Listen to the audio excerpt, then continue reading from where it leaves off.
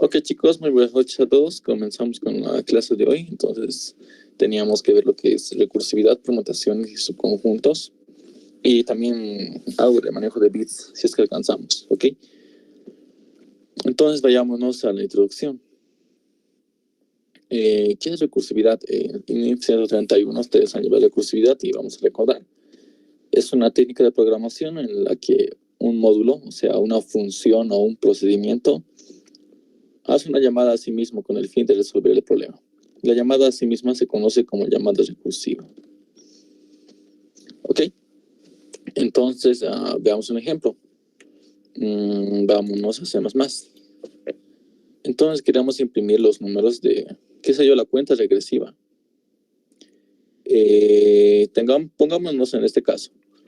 Tenemos un n y nosotros queremos imprimir n, luego n-1, luego n-2, luego qué sé yo, 3, 2 y 1.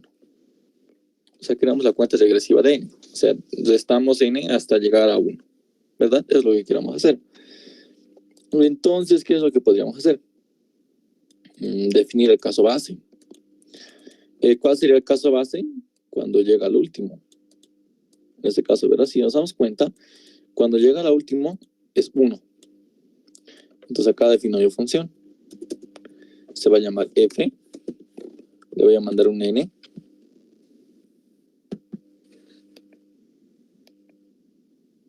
Perdón, pensé que se cortó acá. Está bien.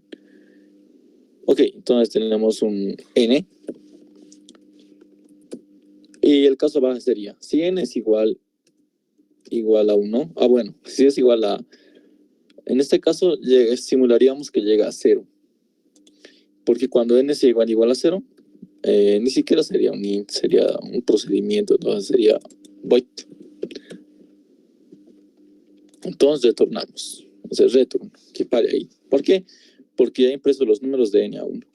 Cuando llega a 0, entonces paramos. Y si no es 0, hacemos lo normal. Imprimimos n con su saltito de línea y nosotros le decimos, llama la función, pero esta vez tienes que reducirte en 1. ¿Y cómo se ejecutaría esto? Quiero la cuenta regresiva de 10, qué sé yo. Bueno, es que nunca estoy llamando a mi función. F de n. Quiero la recursividad de 10. Y vean, 10, 9, 8, 7, 6, 5, 4, 3, 2, 1. O sea, correcto, en este caso ha funcionado. Entonces, acá tenemos lo que vamos a denominar el árbol de recursión, que se forma implícitamente. Porque sabemos que la recursividad por detrás hace que tiene una pila de procesos que se deben realizar. Entonces, supongamos que tenemos f de 5.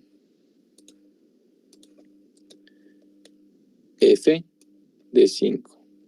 ¿Qué es lo que hacemos? ¿N es igual a 0? No.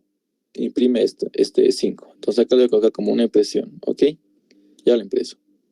Estoy colocando más o menos la hoja cortada que usábamos en diagramas de flujo. Luego, ¿qué hace? Llama f de n-1, que sería f de 4. ¿Y qué hace? ¿4 es igual a 0? No.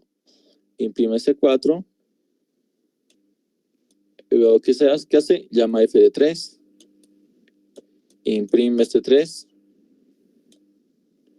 Luego, ¿qué hace? Llama f de 2. Imprime ese f de 2. Llama a f de 1. Imprime ese f de 1. Perdón. Llama a f de 0. Y para. Es como stop. Hasta acá nomás. Y retrocede por si acaso, si no me equivoco. ¿Verdad? Acá. ¿He dejado algo pendiente? No. ¿He dejado algo pendiente? No. ¿Algo pendiente? No. ¿Algo pendiente? No. ¿Algo pendiente? No. Y para. Y ese es el árbol de recursión de esto. Ahora, ¿qué pasaría si yo primero llamo a la función y luego imprimo?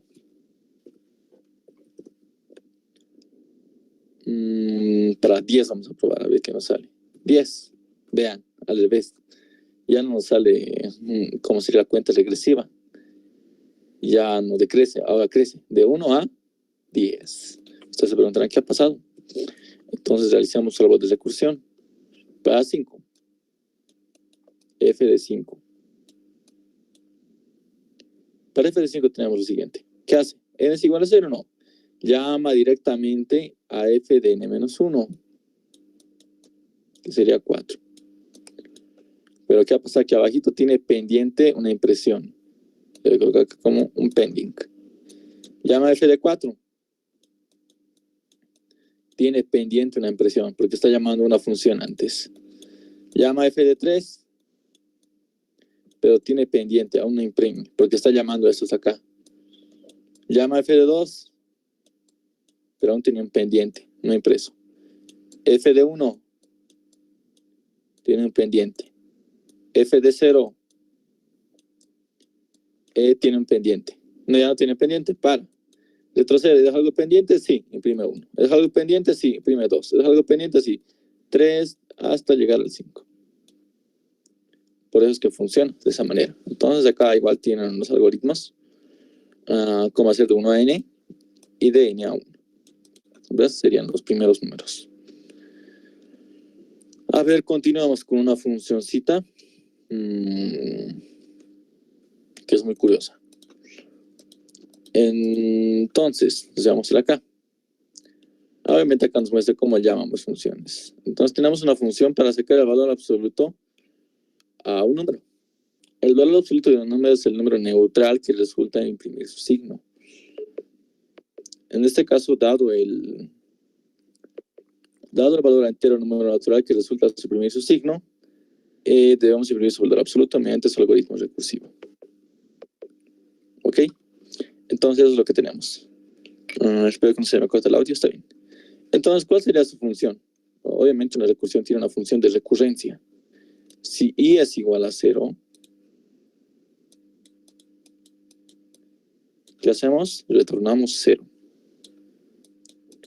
Si i es mayor a 0, vamos a retroceder.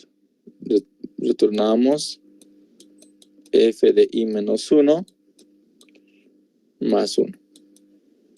Si es menor a 0, obviamente f de i más 1, aquí con peso más 1. O sea, lo que hacemos es, vamos a retornarle cuántas veces estamos recorriendo. Si estamos en negativo, tenemos que llegar hasta 0. Estamos en positivo, tenemos que llegar hasta 0. ¿Ok? Entonces, continuamos. Acá tienen, si es igual a 0, retorno 0, caso base. Si es mayor a 0, retorno f de i menos 1 más 1. Si n es un positivo. Si f de i más, si es negativo, f de i más 1 más 1. Si n es negativo.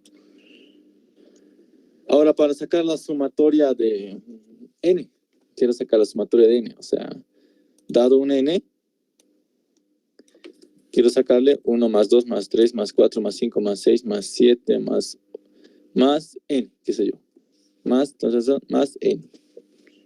Entonces quiero sacar la suma de todos esos números. Definimos el caso base. Cuando lleguemos a 0, cuando lleguemos a 1, porque es el último número de la sumatoria, retornamos 1. En este caso lo voy a hacer de tipo entero. O sea, el caso base sería en este caso, cuando llegamos a 1, retornamos 1. Caso contrario, o sea, lo que hacemos es un return. ¿De qué? De f de n menos 1 más el n actual que tengo. ¿Verdad? O sea, si llego al último, que es 1, retorno 1. Caso contrario, yo me reduzco en 1 y le mando más la suma de lo que tengo ahorita. Acá veamos. Cout n. Perdón, f de n. Entonces ejecutamos. La sumatoria de 5, vean, 15. Correcto, 5 más 4 más 3 más 2 más 1. La sumatoria de 10, 55. Correcto. Ok, este es el algoritmo para realizar la sumatoria. A ver, voy a pasar por el chat. Tenemos acá nuestro algoritmo para hacer la sumatoria de un número, ¿verdad? Entonces, esto lo que hace es me devuelve la suma de 1 más 2 más 3 más 4 más 5 más tantos, más n. Pero ahora imaginen que yo quiero el factorial, o sea, 1 por 2, por 3, por 4, por 5, por punto, por n. ¿Qué es lo que harían? Alguien, a ver, hagamos lo siguiente. Alguien lo puede codear y lo pasa por el chat y debe tomar en cuenta como una participación. O sea, vamos a repasar un inciso de su práctica, ¿ok? Les doy 2 minutos, chicos. Si es que no, lo implementamos conmigo. O sea, acá les voy a mostrar el código en pantallas de cómo he hecho lo que es la sumatoria. Ahora quiero el factorial. O sea, yo les he mostrado de 1 más 2 más 3 más 4 más 5 más n. Yo quiero que ustedes me hagan de 1 por 2 por 3 por 4 por n. Ok, les doy 2 minutitos, chicos. Y muestro en pantalla cómo sería la sumatoria.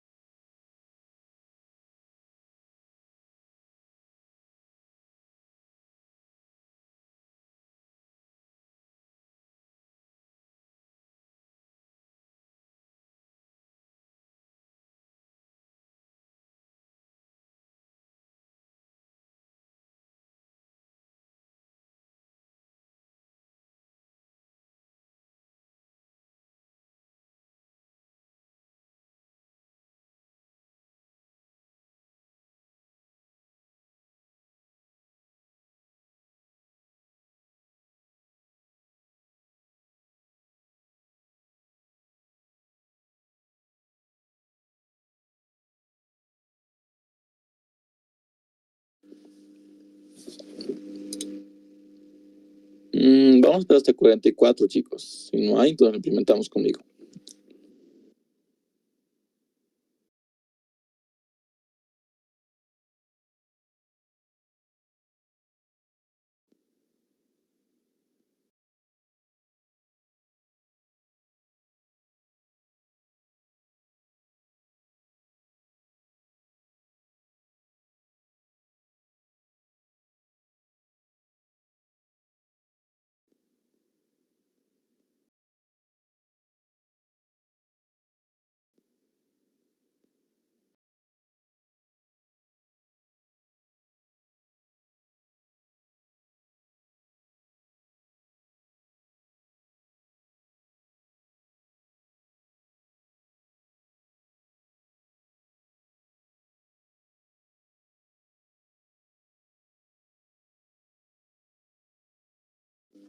Ok, bueno, tal vez estaba muy difícil el ejercicio, entonces lo implementamos conmigo.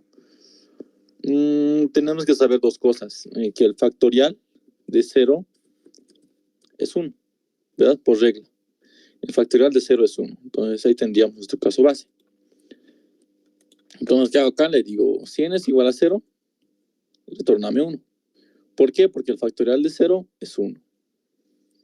Y acá le digo f de n menos 1 por n, ¿verdad? Y así es como tendría yo mi algoritmo recursivo para hallar el factorial de un número. Entonces ejecutamos. Factorial de 5 es 120. Y como pueden ver, en efecto me da 120. Factorial de 8 debe ser un número un poco más grande, como pueden observar. Y así es como funciona el algoritmo. Entonces acá tenemos la sumatoria, también tenemos nuestro factorial, el enésimo Fibonacci, que es el que lo han implementado en Ipsilon 31. Esos son los 2 primeros Fibonacci. Veamos el caso base. Si yo quiero el Fibonacci 1 o el Fibonacci 2, retorno 1. Caso contrario, retorno f de n-1 más f de n-2. Y esto me da lo que es el enésimo Fibonacci. Y acá les estoy pasando más ejemplos, al final lo voy a pasar, lo que es dígitos de un número, que quiero saber la suma de los dígitos de un número dado. ¿Qué sé yo? Quiero invertir un número, ¿verdad? O también quisiera invertir una cadena. Entonces vámonos a lo que tal vez nos interesa. Entonces, ¿qué es una permutación? Una permutación es una variación de la disposición o orden de los elementos de un conjunto. O sea, ¿cómo decirlo? Entonces, supongan que tenemos este vector. 1, 3, 2, 4. ¿Cómo es una permutación? O sea, tienen que estar los mismos elementos, pero en distintos lugares. Eso sería una permutación. Mismos elementos, pero en distintos lugares, como pueden observar. Ahora veamos otra permutación. Mismos elementos, distintos lugares, como pueden observar. A ver, esta permutación más. 3, 1, 2, 4. ¿Ok? Esas son todas las permutaciones que existen. Entonces, la teoría nos dice que existen, supongan que la cantidad de elementos es n. N factorial, esa es la cantidad de permutaciones que existen, nos dice la teoría. Entonces, si tengo 4 elementos, entonces 4 por 3, 12, 12 por 2, 24, 24 por 1, 24. Entonces existen 24 permutaciones. Entonces, supongan que el problemita les dice, tienen un vector y quieren generarle todas las permutaciones. Entonces, ¿cómo le haríamos? O sea, el problema ya...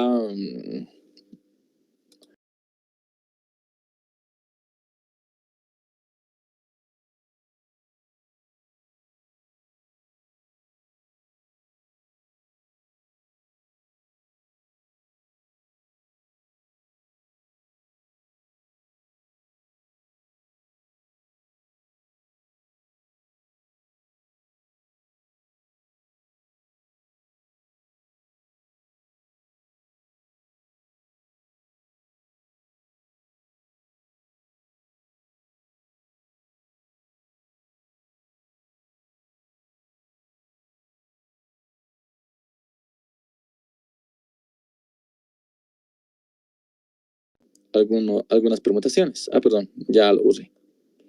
¿Verdad? Por ejemplo, las permutaciones de 1, 2, 3, 4. Una permutación sería 4, 3, 2, 1. Otra permutación 1, 2, 4, 3. Otra permutación 2, 1, 4, 3. Otra permutación 4, 1, 2, 3. Y nos dice que el total de permutaciones es el factorial. O sea, ¿cuántos elementos tiene? 4 elementos. ¿Cuántas permutaciones hay? 24, entonces. ¿Por qué? El factorial de 4 es 24. Así que, por eso es importante hallar permutaciones. ¿Y para qué había dado una breve introducción así de rápida recursividad? Porque las permutaciones las vamos a hallar de manera recursiva. Entonces, a ver, inicialicemos nuestro programita. Obviamente vamos a definir para una variable grande, así como decirlo. Vamos a definir nuestra constante, de ver si que sea entero, que sea n y de máximo 50, qué sé yo. ¿Ok? ¿Y qué hacemos ahora? Vamos a definir acá un vector que se va a llamar term, de permutaciones. Acá vamos a guardar las permutaciones. Acá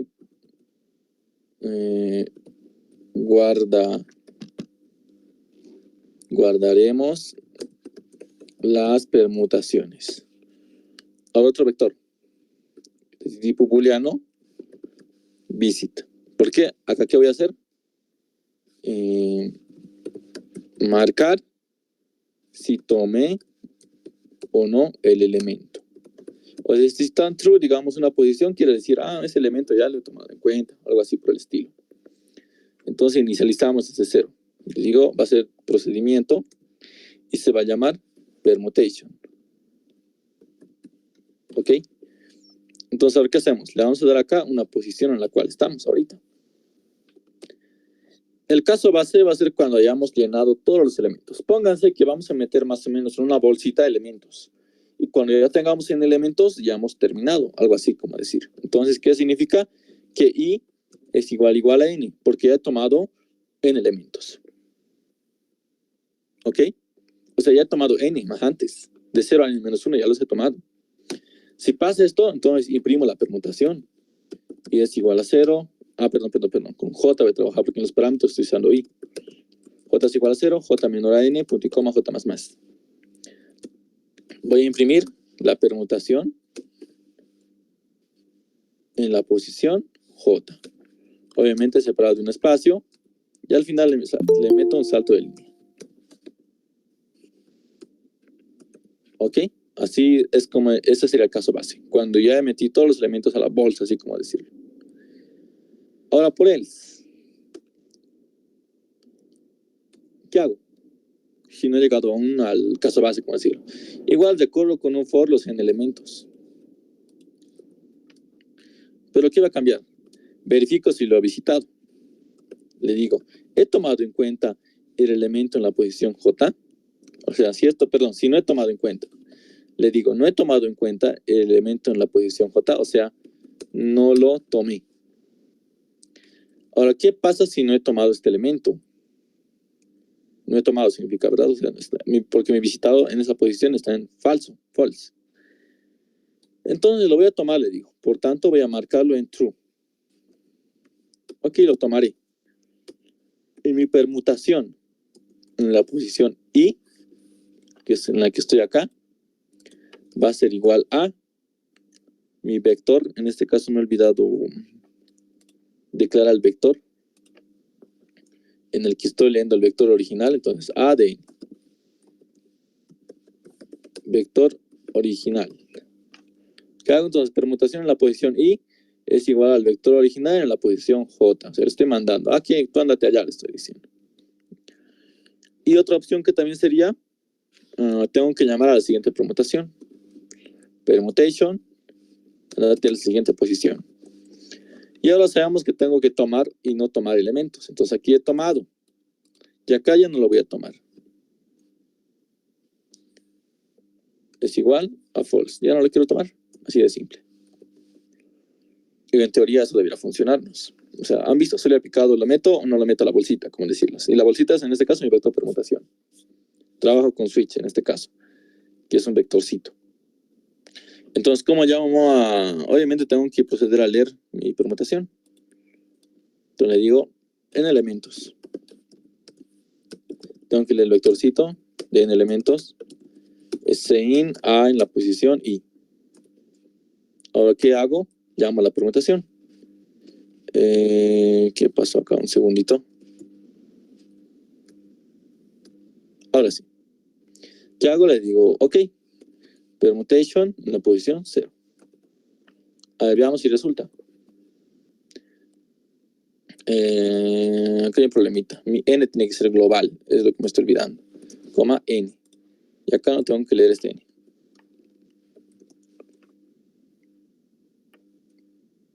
Ahora sí.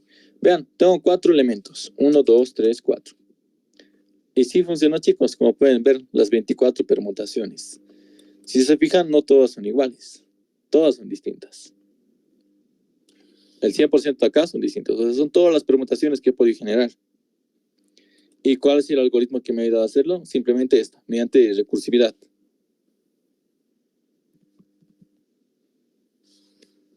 ¿Verdad? El caso base y el caso normalito, como así decirlo. O sea, en otro caso. Y esta sería nuestra funcióncita, nuestro procedimiento para hallar las permutaciones de un vector. Pero también ahora actualmente en C++ nos brinda algo incluido entre sí. Acá tenemos permutaciones. Vean, es el mismo. Solo que trabaja con el vector B, ya que da más espacio, exacto, es lo mismo. Pero ahora también tenemos una función que es la función nextPermutation. Esta función nos la brinda C++. ¿Qué me dice? Ya no es necesario que te creas tú, porque yo ya tengo implementado, dice. Solo que tenemos que hacer, tenemos que ordenarlo. O sea, tiene que estar ordenado. Es la única regla. El vector. O sea, el vector tiene que estar ordenado. Es la única reglita. El vector tiene que estar ordenado. O sea, por tanto, le hago un sort. Aquí se ordena con A, A más el tamaño. En este caso, ¿verdad? A, más N. En Java es arrays.sort y el nombre del vector. Acá lo bueno de C++ es que me permite ordenar un solo ranguito. En Java no sé cómo se ordena un solo ranguito, la verdad. Ok, entonces, ¿qué hacemos? Le decimos, vamos a crearnos nuestro do while. O sea, hacer mientras. ¿Y qué le decimos mientras exista una siguiente permutación? Next permutation. Le decimos directamente. Y acá le mandamos el vectorcito, que sería A, A más N. ¿Por qué? El nombre del vector y el nombre del vector más el tamañito. Así le colocamos. Y acá simplemente mostramos, dice. Y menor al tamaño y más out a la posición y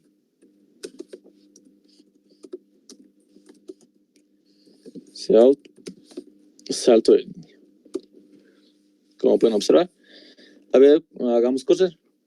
Ya no necesitamos el vector perm y el vector visitado. Si esos dos ya no necesitamos. Hagamos correr.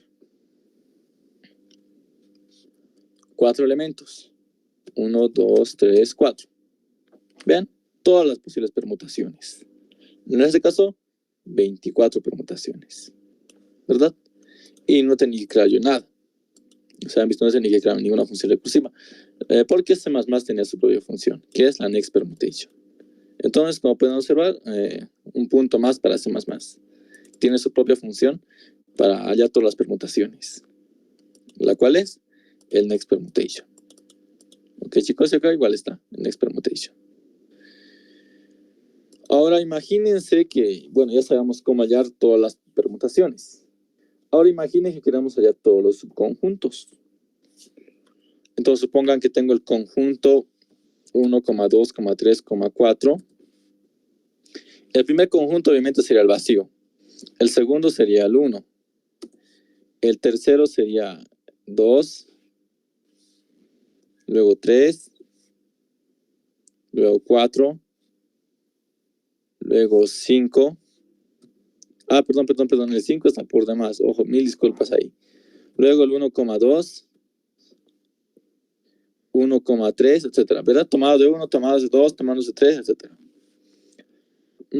Entonces, ahí tenemos que hallar todos los subconjuntos. ¿Qué nos dice? A ver si tenemos teoría. No tenemos teoría.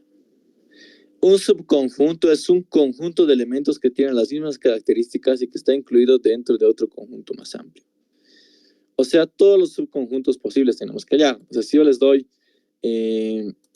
1, 2 y 3, que este es un conjuntito, yo tengo que hallar todos los subconjuntos, los cuales serían el vacío, el 1, el 2, el 3, ahora el 1,2, el 1,3, el 2,3 y finalmente el 1, 2, 3. O sea, yo quiero que me hallen todo, o sea, en otras palabras. Les doy un conjunto y quiero que me hallen todos los subconjuntos. En este caso, recordarán que para las permutaciones teníamos el tamaño factorial de permutaciones acá. Acá es 2 a la n. N es el tamaño. Esa es la cantidad de subconjuntos que vamos a tener. En este caso tenemos 3 elementos. 2 a la 3, 8. Y si se ponen a contar, tenemos 8 subconjuntos. Entonces ahora lo que tenemos que hacer es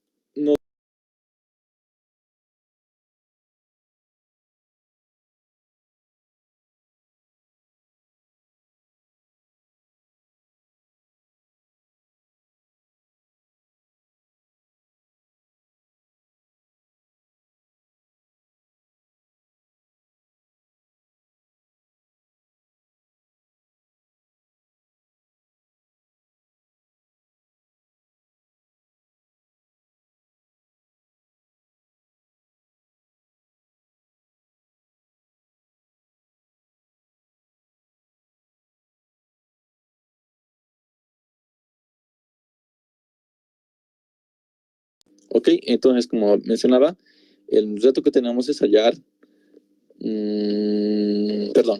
tenemos que encontrar todos los subconjuntos y permutaciones. Perdón, mil disculpas. Tenemos que hallar todos los subconjuntos de un conjunto. Ok, como mostramos mucho antes en la pantalla que teníamos. Entonces, ¿qué vamos a necesitar para esto? ¿qué cosas esenciales vamos a necesitar? Entonces, iniciamos. Obviamente el vector, que siempre vamos a necesitarlo. Acá todo se mantiene, pero van a aumentarse algunas cositas. Igual, nuevamente, siempre vamos a tener un vector de visitado. Bis le voy a llamar, tamaño n. O se le decimos si he tomado o no. Si he tomado ese elemento o no. Entonces, en inglés vamos a colocar lo que sería subconjuntos, que sería subset. ¿Verdad? En inglés, subconjuntos los decimos subset. Un segundito, ahora sí. Bueno, entonces continuamos.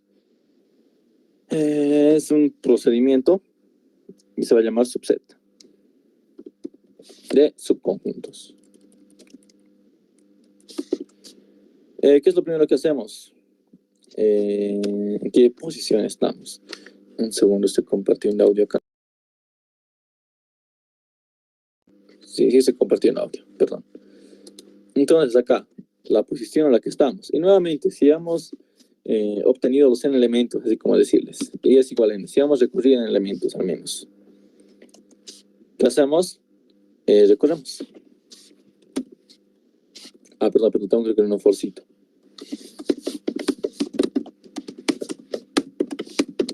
Que decimos out en la posición J.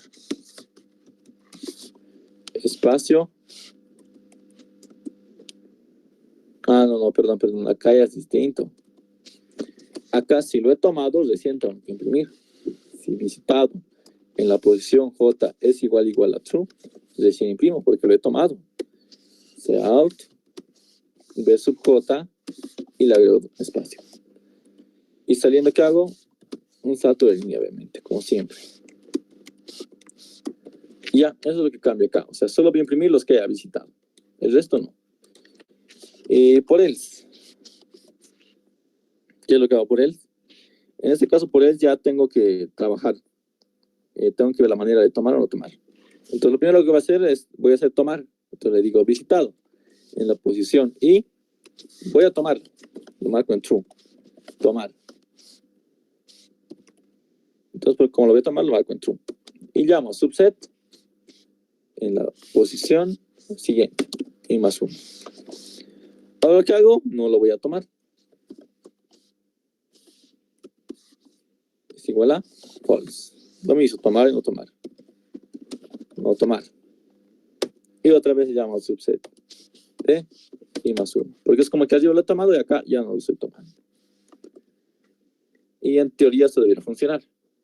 Entonces acá, ¿qué hacemos? Ya vamos directamente.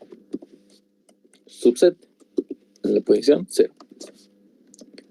Veamos qué tal nos va. Cierto, no es B sub J, es A sub J.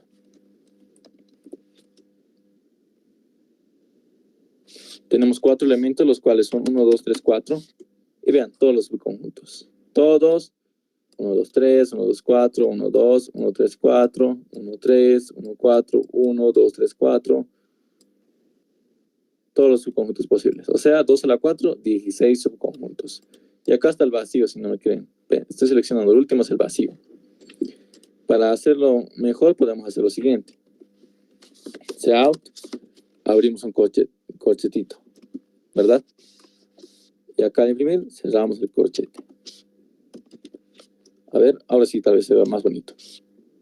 Tengo 5 elementos, los cuales son 1, 2, 3, 4, 5. Y vean todos los subconjuntos posibles. En este caso, 2 a la 5, que sería 32 subconjuntos, hasta el vacío incluido. Y así es como se pueden hallar todos los subconjuntos. Y hay bonitos ejercicios para hacer esto, para hallar subconjuntos. ¿Ok? Entonces, eso sería lo que tendríamos hoy. Permutaciones y subconjuntos. O sea, en nuestras palabras ya tendríamos algoritmos para poder trabajar con permutaciones y subconjuntos. Ok, de todas maneras el PDF los voy a pasar. Para la práctica voy a llegar a algunos ejercicios de permutaciones y subconjuntos, no se preocupen. Si tienen alguna cuestión, me la dejan saber por Telegram por acá. Ok, entonces el día martes vamos a arrancar con lo que es complejidad algorítmica, ¿ok? Vamos a hacer también un test de Kahoot, entonces les recomiendo que existan, ¿ok? O sea, vamos a hacer como que un cuestionario, pero de otra manera. Y sí, permutaciones de subconjuntos. El día martes vamos a resolver ejercicios para reforzar lo de hoy, ¿ok? Entonces, chicos, eso sería con permutaciones de subconjuntos. Espero haber sido lo más claro posible. Entonces, si tienen consultas, voy a estar atento por Telegram, chicos. Entonces, sigan haciendo sus prácticas, chicos. Entonces, nos vemos el siguiente martes. Muchas gracias por su atención.